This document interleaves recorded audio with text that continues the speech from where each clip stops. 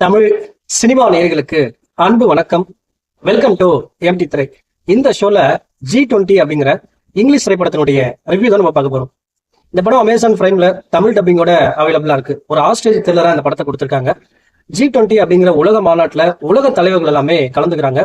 அந்த மாநாட்டுல தீவிரவாதிகள் புகுந்து உலக தலைவர்களை ஆஸ்ட்ரேஜா பிடிச்சு வைக்கிறாங்க. ஹீரோயினை பொறுத்த வரைக்கும் யூஎஸ் பிரசிடென்டா இருக்காங்க.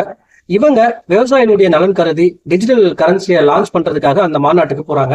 சவுத் ஆப்பிரிக்காவில் அந்த மாநாடு நடக்குது. ஸோ ஹீரோயின் வந்து பாத்தீங்கன்னா தன்னுடைய ஃபேமிலியோட அந்த மாநாட்டுக்கு போறாங்க. உலகத்துல இருக்க தலைவர்கள் எல்லாருமே அந்த மாநாட்டுல கலந்துக்கிறாங்க. ஸோ அங்க வந்து பாத்தீங்கன்னா வில்லன் வந்து ஒரு செக்யூரிட்டி கார்டா உள்ள என்ட்ரி ஆகி ஸோ அங்க இருக்க தலைவர்களை ஆஸ்ட்ரேஜா பிடிச்சி வச்சுட்டு மிரட்டான்.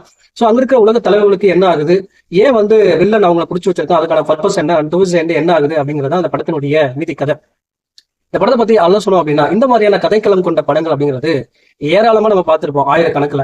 ஆனா இந்த படத்துல புதுமை அப்படின்னு நீங்க பாத்தீங்க அப்படின்னா, அந்த G20 அப்படிங்கிற அந்த உலக மாநாடு, ஒரு உலக மாநாடு அப்படிங்கிற ஒரு விஷயத்த புதுசா ஆட் பண்ணியிருப்பாங்க. அதுக்கான செட்டப் எல்லாமே வந்து பாத்தீங்கன்னா நீட்டா இருந்துச்சு.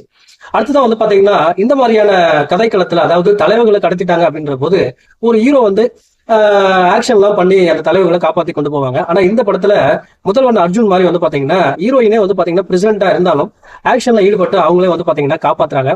அதெல்லாம் ஓரளவுக்கு ரசிக்கிற மாதிரி கொண்டு போயிருந்தாங்க. அதே போல ஹீரோயினுடைய ஃபேமிலி இஷ்யூஸ் எல்லாம் ஓரளவுக்கு இந்த படத்துல ஒர்க் அவுட் ஆயிருந்துச்சு. அவங்களுடைய பொண்ணு வந்து பாத்தீங்கன்னா இவங்களுடைய பேரை கெடுக்கிற மாதிரி ஒரு சில விஷயங்கள் பண்ணுவாங்க. ஸோ அதெல்லாமே ஓரளவுக்கு நீட்டா கொண்டு போயிருந்தாங்க. அதை தாண்டி வந்து பாத்தீங்கன்னா அந்த வில்லனிசம் அப்படின்னு பாத்தீங்க அப்படின்னா வில்லனிசம் பக்காவா ஒர்க் அவுட் ஆயிருந்தது.